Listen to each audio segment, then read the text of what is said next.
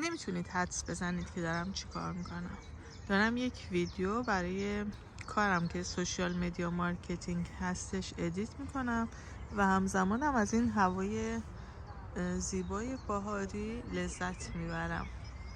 شما اگه دوست دارید که تو محیطهای سربسته اداری یا جای دیگه کار نکنید و محیط کارتون و انتخاب محل کارتون دست خودتون باشه و هر لحظه از روز اگه دوست دارید کار کنید، میتونید آدرس ایمیلتون رو برای من تو قسمت کامنت بنویسید تا یک وبینار 90 دقیقه براتون ارسال کنم که به طور کامل توضیح میده که ما چیکار میکنیم، بلکه شما همکار ما بشید.